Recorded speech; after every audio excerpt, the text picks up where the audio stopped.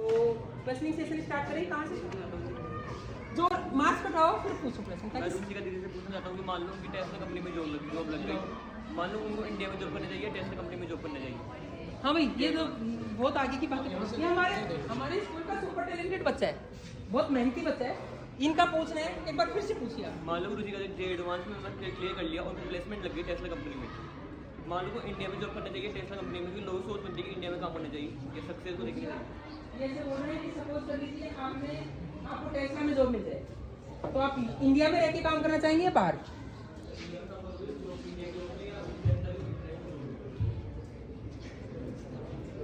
Tesla तो अपना हमें बहुत भारी नाम हो गया ना, और अपने बंदे जा सकते हैं, फिर क्यों करें?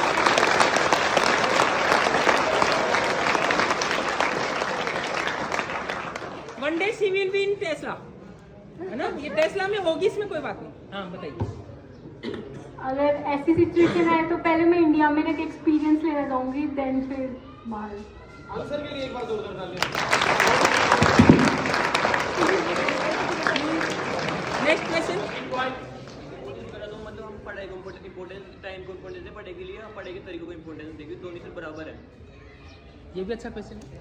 ये पूछ रहा है कि हम पढ़ाई के लिए मतलब जो पढ़ रहे हैं उसमें टाइम को इम्पोर्टेंस दें या द वे ऑफ स्टडी को इम्पोर्टेंस दें? वे ऑफ स्टडी को इम्पोर्टेंस दो। माइक इसको थोड़ा एक्सप्लेन भी कर देना। द वे ऑफ स्टडी को इम्पोर्टेंस दो। हाँ, क्यों? क्योंकि अगर तुम जिस तरीके, एक तो तुम टाइम को लिमिट दे रहे हो कि मैं इतनी लिमिट तक पढ़ूंगा, तो उसमें तो तुम कुछ ही एक्सप्लोर कर पाओगे, और जिस वे से तुम पढ़ोगे तो उसमें तुम कम टाइम के लिए पढ़ोगे तो बहुत अच्छा नॉलेज गेन कर पाओगे। तो द वे ऑफ स्टडी को इम्पोर्टेंस देनी चाहिए टाइम की जगह।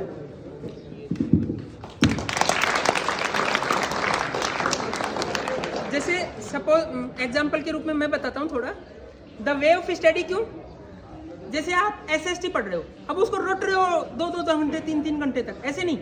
इससे बेटर ये रहे कि आप मैपिंग करें, है ना? एक माइंड मैप बनाएं कि कैसे उसको ज्यादा कम समय में ज्यादा लर्न किया जा सकता है, ज्यादा समझा जा सकता है। समझ रहे हो ना? तो माइंड मैप बना के जितने ज्यादा चीजें पढ़ सकेंगे वो ज्यादा बेटर रहेंगी। क्यों सर, मैं सही बोल रहा हूँ? ये सब माइंड मैप की वैल्यू है ना? ठीक है सर, इसमें मतलब मैं इतना ऐड ऑन करना चाहूँगा कि दोनों इम्पोर्टेंट है। मतलब टाइम ऑफ स्टडी आप कितने आवर्स डेडिकेट कर रहे हो और किस तरीके से कर रहे हो, दोनों बहुत इंपॉर्टेंट है। तो अगर आप मान लो आप जिस भी फील्ड में जा रहे हो, अभी मान लो आप 11th क्लास में 12th क्लास में हो, तो अभी आप एडमिशन अभी 12th क्लास में हुआ ही है, आपने सब्जेक्ट्स देखी ही है, उस टाइम पे मेरा रहेगा कि आप किस तरीके से पढ़ रहे हो उस पर फोकस करो, क्योंकि आपको उस टाइम पे कॉन्सेप्ट पे फोकस करना है कि कॉन्सेप्ट जितने स्ट्रॉन्ग होंगे बाद में कुछ प्रॉब्लम नहीं आती। मैं ऑनेस्टली बता रहा हूँ कि लोग मेरे से पूछते हैं आपने सीए में कितने घंटे पढ़ाई है, या आप तो 10-12 घंटे 15 घंटे पढ़ते ही होंगे। जबकि मैं सच बताता हूँ, मानता कोई नहीं है कि मैं बहुत कम पढ़ता था, मैं इतने आवर्स डेडिकेट मैं कर ही नहीं पाता था। मतलब बहुत लोग आप लोग कर पाते हो, मेरे को समझ नहीं आता कैसे कर पाते हो, मेरे से नहीं हो पाता ये ऑनेस्टली इतने आवर्स। तो मेरा फोकस रहता था कि जब मैं उस चीज़ को क्लास में पढ़ रहा हूँ या फिर खुद से अलग से पढ़ रहा हूँ, तो उस टाइम पे मैं कॉन्सेप्ट पे फोकस करूँ, क्योंकि मेरे को पता है अगर मेरा कॉन्सेप्ट क्लियर होगा ना तो मेरे को प्रैक्टिस इतनी नहीं चाहिए होगी। प्रैक्टिस पे फिर मेरे को कम से कम फोकस करना होगा, सॉल्व नहीं करना होगा बैठ के। लोग क्वेश्चन देख के सॉल्व करते हैं पूरा अच्छे से एक स्टेप लिख के, मैं केवल देख लेता था कि हाँ ठीक है ऐसा होना है, क्वेश्चन देख लेता था, मन में स्ट्रक्चर ड्रॉ कर लेता था कि ठीक है ऐसा ऐसा ऐसा जाएगा पूरा आंसर, और मेरे को दिक्कत नहीं आएगी एग्जाम में। एक क्वेश्चन लिख के देख लेता था कि फॉर्मेट में दिक्कत ना आए, टाइम वेस्ट ना हो एग्जाम में।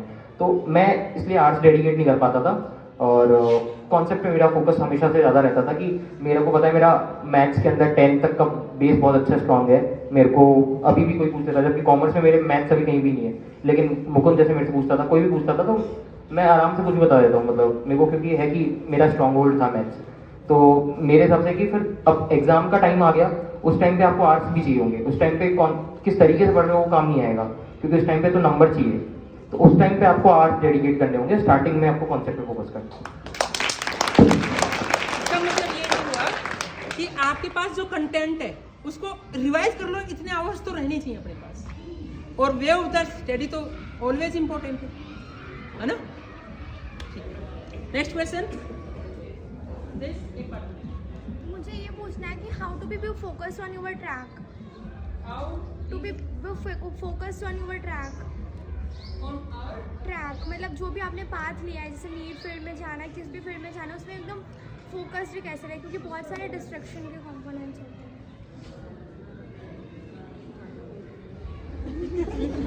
नहीं, कोई बात नहीं, हाँ बताओ ना, बताओ कोई जो भी जिनको उचित लगता है, ऐसा कुछ भी नहीं है, कोई भी बता सकता है।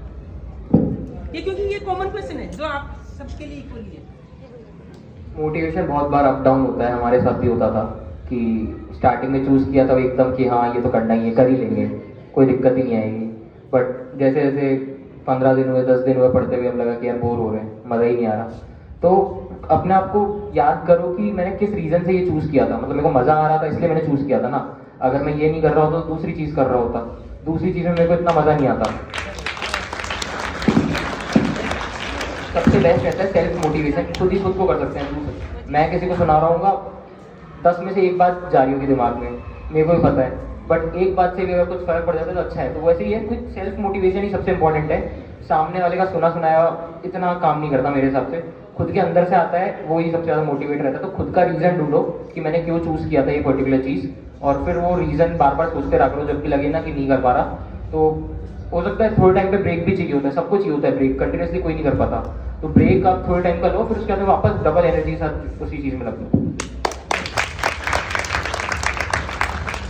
ये सब वैसे ही है जैसे आप लोग टाइम टेबल बनाते हैं ना, और 2 दिन उसको एनर्जेटिक होके फॉलो करते हैं, और तीसरे दिन मम्मी लात मारती रहती है, उठ उठ उठ, है ना, और थोड़ी देर और कर करके और उस टाइम टेबल का कचरा कर देते हैं। चिपका तो रहता है वो दीवार पर, लेकिन वैसे कचरा हो चुका होता है ना। तो अपना मैनेज करो। सुबह सुबह मैं पुश करता रहता हूँ सौरभ को, दक्षु को, है ना, और कोई शर्म नहीं है, कोई लाज नहीं है, आराम से नकटे होके खाएंगे सोएंगे, है ना। तो खुद सेल्फ मोटिवेशन इसलिए जरूरी है कि क्या करने के लिए बैठे हो, आप लोगों को खुद को तय करना है ना क्या करने के लिए बैठे हो। Next question. Yes yes yes, हाँ सनिका। उस टाइम ऐसा होता है कि मतलब हम खुद तो पढ़ना चाहते हैं, बट फैमिली कंडीशंस के कारण हम कुछ चीज़ों पे गौर नहीं कर पाते, उनमें ध्यान नहीं जाता है, स्टडी पे होता है कि घर में सारा ध्यान चला जाता है। तो उस वक्त भी कैसे मतलब खुद पढ़ाई करें? फैमिली डिस्ट्रैक्शन में भी ये सब होने के बाद और उसके होते हुए भी कैसे पढ़ाई की जाए? ये भी होता है ऐसे, मतलब गर्ल्स के साथ भी, सबके साथ ही होता है कि हाँ फैमिली कंडीशन। तो पहले आप टाइम देखो कि जैसे एग्जाम्स मान लो मार्च में है, आपकी फैमिली प्रॉब्लम्स चल रही नवंबर में, पहले उनको देखो कि क्या प्रॉब्लम है, किस तरीके का है, मैं उसको कितना टाइम दे सकती हूँ, और मैं मेरी स्टडी को कितना टाइम। ऐसा नहीं पूरा फोकस ही आप वहाँ पे करो, क्योंकि वो बाद में आप ही को पता चलेगा कि हाँ मैं पूरा ध्यान से नहीं दे रही, तो फिर मेरा बाद में कैसे होगा। तो टाइम सेट करके चलो कि हाँ, माइंड को ऐसे बना के चलो कि इतनी देरी मुझे यहाँ पे देना है, आगे का टाइम मैं मेरा लूँगी। क्योंकि फैमिली ठीक है प्रॉब्लम्स है, लेकिन जब रिजल्ट आएगा तो वही फैमिली आपसे क्वेश्चन करेगी कि उस टाइम आप कहाँ थे, है ना। तो मतलब ऐसा नहीं है कि घर परिवार से एकदम ही दूर, ऐसा भी नहीं। फैमिली खुद की तो प्रॉब्लम से खुद को ही सॉल्व करनी पड़ेगी। तो वही है कि टाइम सेट करके चलो कि हाँ इस कंडीशन में मेरे को ये स्टेप लेना है।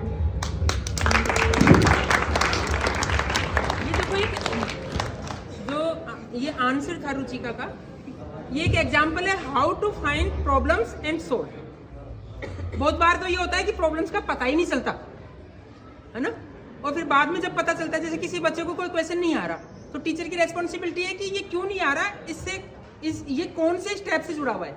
यदि इससे पिछले वाली स्टेप ही नहीं आ रही तो आगे वाली कहाँ से आएगी। तो आप खुद तय करो कि घर में समस्याएं क्या है, क्योंकि सबके घर अलग अलग है, सबके घर की बातें अलग अलग है। तो घर में जो समस्याएं हैं उनको ऊपर डिस्कस करो, बातचीत करो, टाइम टेबल उस अकॉर्डिंग बढ़ाओ जिस अकॉर्डिंग घर वालों को ज़्यादा से ज़्यादा बेटर मैनेज कर सके। क्यों ऐसे ही बना सकते हैं ना, और फिर उसके अकॉर्डिंग अपन तैयारी करें। समझ रहे ना। Next question. जयेश।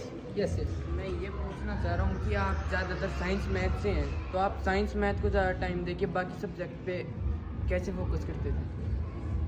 इनका तो साइंस मैथ नहीं चलता है 12 आफ्टर 12। तो सर बाद में sir English spoken language before 12 की बात है। Yes sir.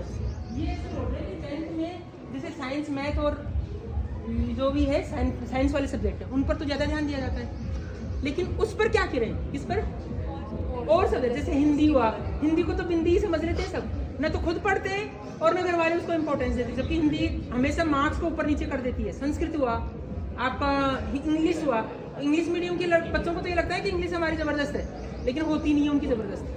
तो क्या किया जा सकता है उसमें, कौन बताए? रितिका, रुचिका, सभी बताओ, अपने अपने अपने शेयर करें सभी। जैसे आपको पता है कि आपको साइंस मैथ्स लेनी है, लेकिन आपके पास सब्जेक्ट और भी है, इंग्लिश है, हिंदी है, और भी है। तो मेरा तो हमेशा ये मोटिवेशन रहता था कि लास्ट टाइम पढ़ रहे हैं अपन ये सब्जेक्ट्स, तो क्यों ना इसमें अच्छा करें। साइंस मैथ्स तो अपन को आगे भी पढ़नी है, तो ये एक सब्जेक्ट है। सेम मेरे साथ भी 10th में ऐसे था, संस्कृत बिल्कुल पसंद ही नहीं थी ऐसे, लेकिन फिर ऐसे लगता था कि लास्ट टाइम पढ़ रहे हैं संस्कृत, क्यों ना जितना 100% संस्कृत को दिया जाए, दोबारा तो मौका मिलेगा कि संस्कृत पढ़ने का। तो मैं तो मदर को भी यही बोलती हूँ, वो बोलता है साइंस अच्छी नहीं लगती, मैंने कहा 10th तक ही पढ़ेगा ना तो उसको अच्छे से पढ़ना जितना, क्योंकि दोबारा देखो साइंस पढ़ने का मौका ही नहीं मिलेगा कभी। तो अभी साइंस मैथ्स जो भी देखो लेनी है वो तो तू आगे भी उसको एक्सप्लोर करेगा। अभी जितना कंटेंट है उसको कर, क्योंकि करना तो है ही, ऐसा तो नहीं सब्जेक्ट आपकी निकल जाएगी, करना तो है ही। दूसरी सब्जेक्ट जो भी लेगा वो तो तू उसमें क्लियर होगा उसके बाद लेगा ना। तो पहले इन सब्जेक्ट्स को तो क्लियर कर, वो आगे की चीजें हैं वो बाद में देखेंगे, पर अभी जो है उसको तो क्लियर करना ही है। तो एक मोटिवेशन ले लो कि हाँ लास्ट टाइम पढ़ रहे हैं यार, इसको अच्छा सा करके जाए ना। तो मेरा तो यही था हमेशा करी थी। वेरी सेटिस्फाई हो ना, है ना, संतुष्ट हो ना? हाँ, क्योंकि बहुत अच्छा नपा तुला, बहुत अच्छा आंसर है। Very good, very good. Any other? Yes. Sir I want to ask that कि मतलब जब हम किताबें तो पढ़ते ही हैं, पर किताबों के साथ साथ एक्स्ट्रा बुक्स का नॉलेज भी होना चाहिए हमें। पर कभी कभी होता है कि कई लोग ऐसे बोलते हैं कि है ना किताबें तो पढ़ ले, मतलब एक्स्ट्रा नॉलेज, फिर डिस्ट्रैक्शन होता है, तो वो हमें एक्स्ट्रा बुक्स पढ़नी चाहिए या फिर नहीं? हमें हमेशा ना बुकिश नॉलेज को ज़्यादा प्रीफर नहीं करना चाहिए। हम लोग भी ये सोचते थे बुक्स का ही नॉलेज ज़्यादा होना चाहिए, बट रियली बताऊँ तो आज के टाइम में ज़्यादातर जो नॉलेज हमें बुक्स के अलावा होता है ना, उसकी वैल्यू है बुक्स का नॉलेज होना चाहिए। बट जो एक्स्ट्रा नॉलेज होता है, लाइक हम जैसे कॉलेज में या स्कूल में एक्स्ट्रा एक्टिविटीज़ होते हैं, बच्चे सोचते हैं कि पेरेंट्स बोलेंगे क्या फालतू की एक्टिविटीज़ में काम ले रहे हो, हम सोचते हैं कि नहीं लेंगे, बट ये आगे जाके तुम ये सोचते हो कि हम लोगों ने कुछ किया ही नहीं, तो हमें मोटिवेशन ऑफ कॉन्फिडेंस ही नहीं होता। हमें स्कूल से ही कॉन्फिडेंस बिल्ड होता है, जब जाके हम आगे कुछ बोल पाते हैं। तो मेरा मानना है कि तुम बुक्स के अलावा भी बाकी चीज़ों को प्रीफर करो। ये नहीं कि बुक्स पढ़ के हम लोगों ने बुक्स पढ़ ली तो हमें नॉलेज मिल गया, वो नॉलेज सफिशिएंट नहीं होता, हमें बाकी नॉलेज भी लेना चाहिए। तो यही है कि बाकी नॉलेज भी लेना। बाकी जो नॉलेज है ना उसको लेने के तरीके भी हैं। जो आपके सिलेबस में बुक हैं वही सब कुछ नहीं है, आपको अदर बुक्स भी पढ़नी चाहिए, मोटिवेशनल बुक्स पढ़नी चाहिए, नॉवेल्स पढ़ने चाहिए, अपने हिस्टोरिकल जो नॉवेल्स हैं, महाभारत है, रामायण है, वो पढ़ना चाहिए, है ना। अदर कंट्रीज, अदर कल्चर्स हैं, उनके हिस्टोरिकल जो वेब सीरीज वगैरह हैं वो भी देख लेनी चाहिए, उनसे भी अपना नॉलेज काफ़ी अपग्रेड होता है ना, और समझ डेवलप होती है। जैसे मैं अभी एक चाइनीज़ वेब सीरीज़ देख रहा था, तो वो हिस्टोरिकल थी इसलिए देखते हैं, तो अच्छा लगा, उनका कल्चर समझने का मौका मिला। और इन सब चीज़ों को अपन वहीं से समझ सकते हैं और कोई तरीका नहीं। वैसे ग्लोबल हो चुकी है दुनिया, अभी जो आधुनिक जो ज़माने की वेब सीरीज़ आप देखेंगे वो सारी दुनिया की एक सी हैं, एक ही परिस्थितियाँ हैं, एक ही टाइप की चीज़ें हैं सारी। लेकिन यदि एंशियंट अपन देखते हैं तो अपने को लगेगा कि वास्तव में उन लोगों ने अपने कंट्री को कैसे बिल्डअप किया, कहाँ तक पहुँचे, तो कैसे पहुँचे। तो ठीक है, इसी विषय पर कोई और बोलना चाहिए आप में से? कोई बुक बताना चाहिए, कोई बुक प्रेफर करना चाहिए कि ये बुक तो आपको जीवन में पढ़ी लेनी चाहिए? अच्छा, कोई बात नहीं। Any other question? Yes yes, Harshita. हाँ हर्षिता। सर जब हम लोग सब्जेक्ट चूज करते हैं तो बहुत सारी कन्फ्यूजन्स होती है हमारे सामने कि हमें क्या करना चाहिए क्या नहीं, तो उसकी किस मेन कंपोनेंट्स के बेसिस पे हमें चूज करना चाहिए?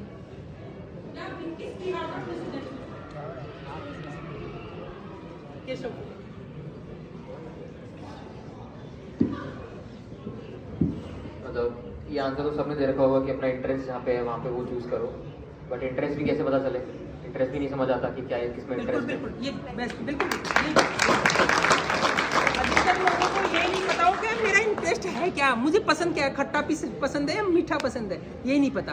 तो ये जरूरी है कि कैसे पहचाने। अब सुनो, ये बात बहुत ज़्यादा काम की होने वाली है।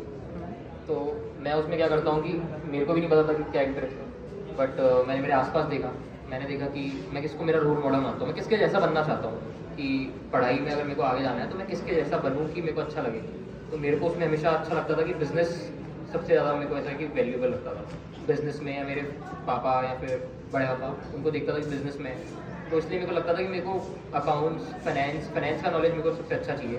तो वहीं पे मैंने डिसाइड किया कि फाइनेंस चूज़ करते हैं। फाइनेंस के लिए मेरे पास ऑप्शन है कि कॉमर्स के थ्रू ही जा सकता हूँ, बाद में मेरे पास CA कर सकता हूँ, CFA कर सकता हूँ, CPA कर सकता हूँ, बहुत सारे ऑप्शन है फाइनेंस के, अपने फाइनेंस के अंदर बहुत सारे कोर्सेज। तुम डिसाइड करो कि तुम्हें आगे देख के तुम्हें क्या अच्छा लगता है कि अगर मेरे को अभी जैसे मैथ्स पढ़ने में मज़ा आ रहा है, साइंस पढ़ने में मज़ा आ रहा है, और मेरे को इच्छा है कि बाद में मैं इंजीनियरिंग में करूँ, मतलब मैं कुछ ऐसा करूँ कि सोल्यूशन निकले, जिससे कुछ इंजीनियरिंग रिलेटेड सोल्यूशन निकले, मैं उसके अंदर चेंजेस ला पाऊँ, वैसा वाला है तो तुम साइंस के अंदर जा सकते हो, अपना एक्सप्लोर कर सकते हो। और अभी ये तो ऐसा भी नहीं है कि इतना रिजिड है कि आप ऑप्शन चूज़ करो। आपके पास 10th के बाद में आपके पास जब तक रिजल्ट नहीं आता आपके पास टाइम रहता है 2 महीने का, आप उस टाइम पे बात करो जितने लोगों से आप अपने सीनियर से बात कर सकते हो, आप टीचर्स से अपने बात करो। आप कुछ नहीं तो 15 दिन पढ़ के देख लो कि आप कॉमर्स पढ़ के देख ली 15 दिन 20 दिन, अब 15-20 दिन आप साइंस पढ़ के देखो। आप डिसाइड करो कि आपको मज़ा किसमें आ रहा है, जिसको आप आगे तक कर सकते हो, क्योंकि एक पॉइंट पे आने के बाद सब मोनोटोनस हो जाता है, सब बहुत ऐसा हो जाता है कि बोर हो रहे हैं यार इसमें।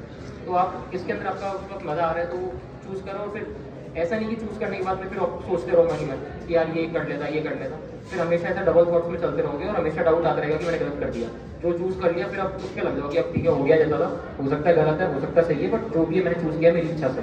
किसी के प्रेशर में आगे चूज़ मत करो, घर वाले बोल रहे हैं कि बेटा इंजीनियर बन, बेटा डॉक्टर बन, इस पर कुछ नहीं होने वाला, अपना दे ही नहीं पाओगे 100%। तो खुद की इच्छा पे चूज़ करो और फिर जो भी चूज़ कर लिया उसमें 100% दो। मेरा तो ये है।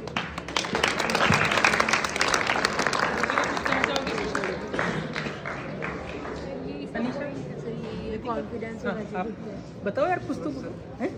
आपने बायो क्यों लिया, कैसे क्या सोचकर बायो लिया? डॉक्टर बनना सोच के लिया था या सिर्फ बायो लेना था इसलिए बायो लिया? तो मतलब मेरा ऐसा था कि मतलब मैं भी उस टाइम पे बहुत कंफ्यूज था सब्जेक्ट लेने में। मैंने मतलब पहले मतलब साइंस मैथ में बैठा था मतलब 1.5 महीने तक, फिर उसके बाद मतलब सब मेरे को मतलब थोड़ी मैथ में आगे दिक्कत आने लगी, तो फिर मैंने ऐसे सोचा बायो में भी बैठ के ट्राई करते हैं, मतलब वो सही लगता है क्या। तो फिर मैंने बायो में बैठ के देखा, वो मतलब पढ़ने में बढ़िया लगने लगा, मतलब समझ में भी सही आ रहा था, और मतलब साइंस में उस टाइम मेरा इंटरेस्ट भी था, तो मतलब बायो में भी सही लग रहा था, तो फिर मैं बायो ले लिया। इस बारे में मैं थोड़ा सा और क्लियर कर दूं। अभी मैं कोरा में पढ़ रहा था, कोरा में पढ़ रहा था। कोरा एक अच्छी वेबसाइट है, आप लोग तो जरूर देख रखे होंगे उसको, कोरा जरूर देख लेना चाहिए। वहां पर किसी पेरेंट्स ने पूछा कि हमें कैसे पता चले कि हमारा बच्चा IIT या नीट क्लियर कर पाएगा या नहीं कर पाएगा। तो इसका एक सबसे बेस्ट ऑप्शन है जो अपनी स्कूल अप्लाई भी करती है, लेकिन आप लोग पार्टिसिपेट नहीं करते बहुत सारे बच्चे, जबकि करना चाहिए, और पेरेंट्स को भी इस बात पर ध्यान देना चाहिए। IIT ये जितने भी हैं, नीट है, ये चीज़ों की जो तैयारी कर रहे हैं उसको ये देख लेना चाहिए कि आप साइंस ओलंपियाड फाउंडेशन की, NTSC की, ये छोटी छोटी एग्जाम्स होती हैं जिनके अंदर आपको आपके माइंड का पता चल जाता है, और वो एग्जाम जरूर देनी चाहिए। और अपनी स्कूल हर साल ऑर्गेनाइज करवाती है, हर साल एंट्रेंस उसमें एग्जाम में आपके फॉर्म भरवाती है, भिजवाती है। तो शुरू में तो देखे दिखावे में बहुत सारे बच्चे तैयार हो गए, 250-300 बच्चे। साइंस ओलंपियाड फाउंडेशन वालों के वहाँ हल्ला मच गया कि कौन सा स्कूल है जिसमें 250-300 बच्चे आ रहे हैं, ऐसे 250 बच्चे भी होते हैं क्या? तो उन्होंने हमारे यहाँ पर गिफ्ट भी भिजवाया कि बहुत अच्छा स्कूल है, बहुत अच्छा मोटिवेट कर रहा है। लेकिन जब बच्चों को पता चला कि मेहनत करनी पड़ती है, किताबें भी पढ़नी पड़ती हैं, एक्स्ट्रा भी काम करना पड़ता है, तो सब बंद हो गए धीरे धीरे करके। और जो 12th के बच्चे जो IIT के एग्जाम देने का सपना देख रहे हैं, वो बच्चे भी ये साइंस ओलंपियाड फाउंडेशन के एग्जाम नहीं दे रहे, जबकि उस एग्जाम में से बहुत सारे क्वेश्चंस आपके किसमें आते हैं? IIT के पेपर में आते हैं, बहुत सारे क्वेश्चंस आते हैं। तो आपको क्यों नहीं देते भाई? आप भरिए ना फॉर्म और अपना पता करिए कि मैं किस लायक हूँ या नालायक हूँ, पता करो। लेकिन आप लोग करते ही नहीं। पेरेंट्स भी 130 रुपये 150 रुपये की तरफ देखने लग जाते हैं, तो बेटा एक में ही भर दे, क्या मतलब है, किताबें नहीं मंगवाते, एक्स्ट्रा पढ़वाते नहीं है। जो बच्चे मेहनत करते हैं ना, उनको देखो, आपने भी बताया ना टाइम कितना होना चाहिए, टाइम उतना ही होना चाहिए जितनी क्वालिटी एजुकेशन आप मेंटेन कर पाओ, उसके बाद में कोई टाइम की वैल्यू नहीं है। Next question. शाबाश, हाँ उधर एक बार उधर। सर ये मेरा इन 5 सेलिब्रिटीज से ये है कि आपने अपनी पोस्ट ले ली अब, बट मैं आपका एम पूछना चाहती हूँ, आपका गोल क्या था? अर्निंग, नेम, फेम, और या फिर आप कंट्री वेलफेयर के लिए आपने ये मतलब फील्ड चुना है?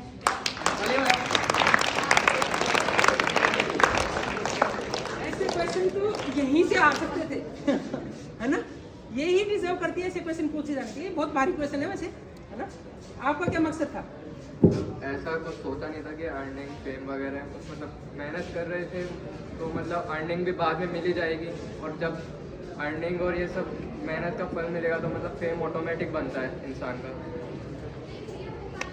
क्यों होता है ना कि ये पोस्ट लेनी है तो क्यों लेनी है, माना कि मेरे को इस फील्ड में जाना है, बट क्यों जाना है उसका रीज़न तो होता ही है ना। किया था ना अपन ने। आपका क्या रहा? मेरा नेमिंग वगैरह का कुछ नहीं था, ना कभी सोचा था, ना मैंने कभी एक्सपेक्ट भी किया था मैं यहाँ की मोटिवेशन लूँगी। मेरा था कि कंट्री वेलफेयर के लिए, जैसे अभी तुम्हें मोटिवेट करना है, मतलब कि कंट्री वेलफेयर हो गया कि लोगों को इंस्पायर करना, मोटिवेट करना, तो मेरा मेन यही है। नेमिंग वगैरह का ना मैंने कभी सोचा है, ना कभी मैंने सोच रही हूँ अभी ऐसा कुछ। रितिका, आप बताओ आपका क्या रहा? रितिका शायद सबसे ज्यादा कंफ्यूज थी उस वक्त जब सब्जेक्ट चूज कर रही थी, बहुत ज्यादा कंफ्यूज थी। कभी कॉमर्स की तरफ डगमगा रही थी। कॉमर्स का तो आपका था क्या? अच्छा अच्छा। और कभी बायो, कभी मैथ, ऐसे चल रहा था ना, खूब लफड़ेबाजी चली थी 1-2 महीने तक। देखो, जब हम सब्जेक्ट चूज करते हैं ना, जब सब्जेक्ट चूज करते हैं तो हमें कुछ पता नहीं होता। मैंने 10th की, पापा वगैरह ने पूछा चलो अब बताओ अब कौन सी सब्जेक्ट लेनी है, तो हम ऐसे सोच रहे थे कि हाँ मेरे को साइंस केमिस्ट्री में इंटरेस्ट था। अब केमिस्ट्री में मैं कैसे जा सकती हूँ आगे, उसके लिए मेरे को साइंस मैथ चूज़ करनी पड़ती। मेरा मैथ्स में भी इंटरेस्ट था। अब दोनों को मिला के मेरे पास साइंस मैथ आ गई। अब मेरे को साइंस मैथ के बाद में 12th के बाद में जब मैं जेईई का पेपर दिया तो एक बार सबको पता चल जाता है कि गवर्नमेंट कॉलेज मिलेगी या नहीं मिलेगी। मेरे को पता था कि गवर्नमेंट कॉलेज नहीं मिलेगी, तो उसके बाद में था कि मेरे को कंप्यूटर साइंस करनी है, क्योंकि कंप्यूटर जब स्टार्टिंग में जब उस टाइम पे क्रेज चल रहा था कि हाँ कंप्यूटर पे अपन वर्क करते हैं, चलता ही है, अभी भी सबको ऐसे इंटरेस्ट आता है कि हाँ हम लैपटॉप पे काम करें।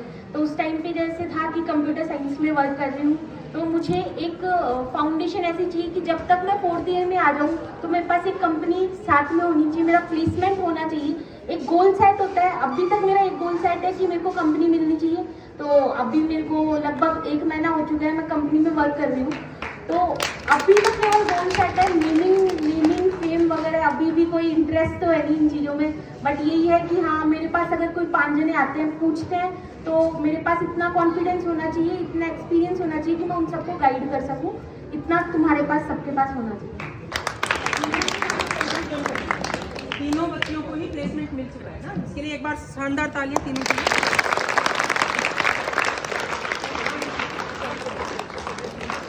बच्ची को ना चाहिए ना, तो कहाँ है वो हमारे business women of the year का है? आ जाएंगे विमानी ईमानी, उसको बनना है business women of the year. चलो हाँ, ये सब बताइए। मतलब टारगेट तो होने चाहिए कि क्या करना है, बट ऑनेस्टली मैंने भी इतना नहीं सोचा था कि क्या होगा। मतलब मेरे को नहीं पता था कि सीए पहली बार में क्यों होगा नहीं होगा, ये होता गया और अभी पता चला कि एमकेएस बन गया।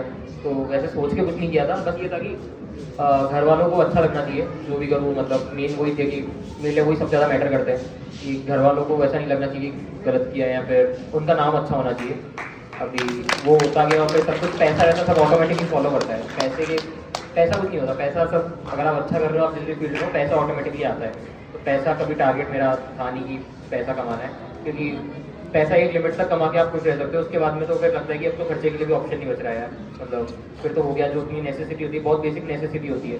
मेरे ऐसा कुछ नहीं है कि शौक होते हैं किसी को शौक नहीं है, तो फिर बेसिक नेसेसिटी पूरी हो जाती है एक लिमिट तक, उसके बाद पैसे का कुछ रोल नहीं रहता। फिर ठीक है कि जैसा चल रहा है अच्छे से खुद को सेटिस्फाइड होना चाहिए कि जो कर रहा हूँ अच्छा कर रहा हूँ। अभी लास्ट क्वेश्चन होगा बस। ये बहुत बढ़िया बात बताई इन्होंने कि कई लोग सोचते हैं कि सफलता पैसे से आती है, पैसे से नहीं आती, पैसे से नहीं आती, वर्किंग से आती है सफलता। और वर्किंग अच्छी है तो पैसा भी आएगा और बाकी चीज़ें भी आएंगी, सब चीज़ें, नेम फेम सब उसी से जुड़ा हुआ है। एक लास्ट क्वेश्चन की परमिशन है, राजेश को बोलते हैं, है ना? एक बार राजेश को।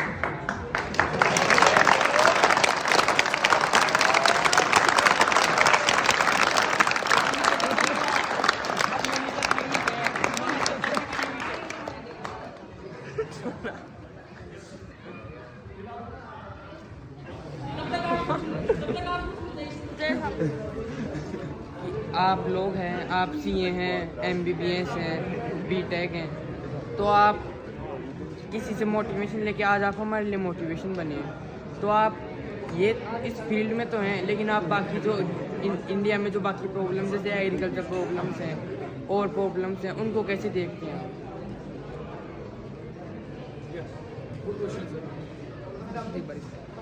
हाँ बताइए।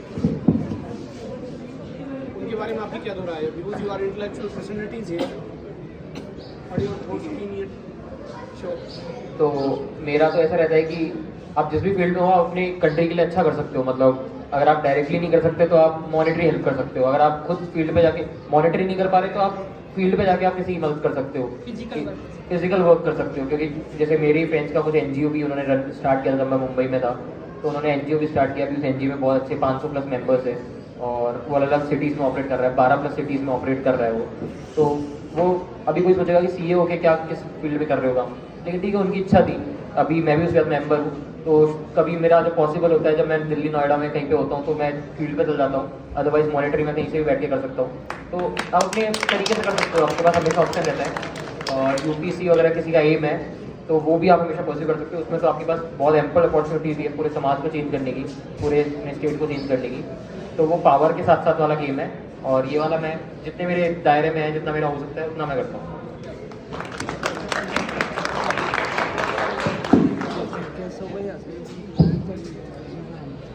इसके बारे में, लाइफ जर्नी के बारे में, आपकी लाइफ जर्नी जानना चाहते हैं कि आपकी लाइफ जर्नी मतलब बचपन से लेके और आगे तक आप तक का शॉर्ट एंड स्वीट।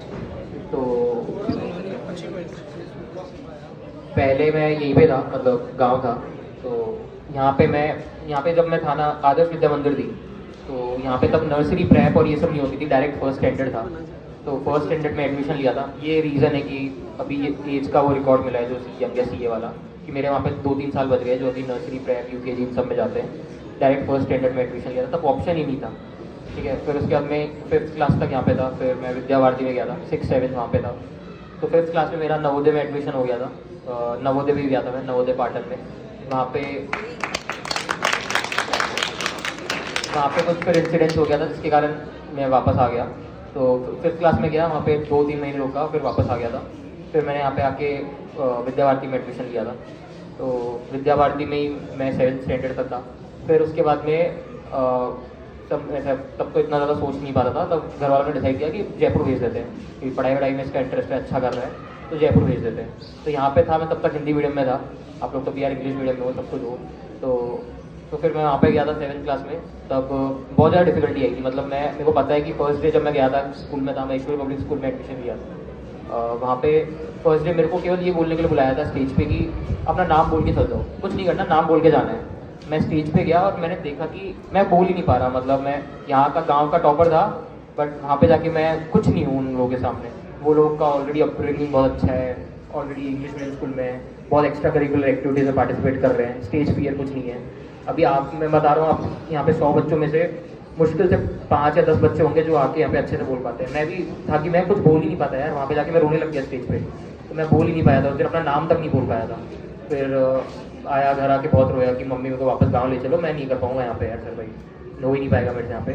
फिर उन्होंने बोला कि ठीक है, थोड़े टाइम की बात है, देखा जाएगा, देखो दिक्कत होगी लपड़े, आ जाना वापस, कोई दिक्कत नहीं, गाँव तो हमेशा ही था। तो मैं ठीक है ट्राई करते हैं। फिर ट्राई किया, और मेरे को था कि उस टाइम पे बहुत मेहनत करनी थी, क्योंकि हिंदी से इंग्लिश की बहुत मेहनत चाहिए। तो उस टाइम पे ट्यूशन वगैरह से ज्वाइन करी, धीरे धीरे कुछ वर्ड, बहुत गलतियाँ करी। ऐसा नहीं कि पहली बार में मैं वहाँ पे जाके फर्स्ट टर्म में फेल हो गया। यहाँ पे टॉपर था, वहाँ पे जाके फर्स्ट टर्म में मैं फेल हो गया था कि 4 मैथ्स, केवल एक मैथ्स में स्कोर आया था, क्योंकि मैथ्स में लैंग्वेज होती नहीं है, बाकी सब जगह लैंग्वेज चाहिए। मैथ्स, हिंदी, संस्कृत, इन 3 सब्जेक्ट में पास हुआ था। SST, science, computer science, English, इन चारों में फेल हो गया था। तो वहाँ पे फर्स्ट टर्म में, फिर उसके बाद में ओवरऑल धीरे धीरे फोकस करता गया, उस पर करता रहा। फर्स्ट ईयर मेरा 69, तो 7th क्लास में मेरा वहाँ पे 69% बना। तो एकदम से मेरा 95-94 से सीधा डिप आ गया था। तो मैंने आगे ठीक है देख लेंगे। फिर 8th क्लास में 80-85% बना, धीरे धीरे समझ में आने लग गया क्या हो रहा है। फिर बाकी सब लोगों के साथ घुलने मिलने लगा। फिर 9th क्लास में CGPA बनने लग गया, 10th में 9.8 बना। फिर 11th-12th तक तो लगा कि अब ठीक है सबके बराबर आ गया। फिर भी लगता था 12th तक कि बाकी बच्चे बहुत अच्छा कर रहे हैं, बहुत टॉपर है, मैं उन लोगों से अभी भी बहुत पीछे हूँ।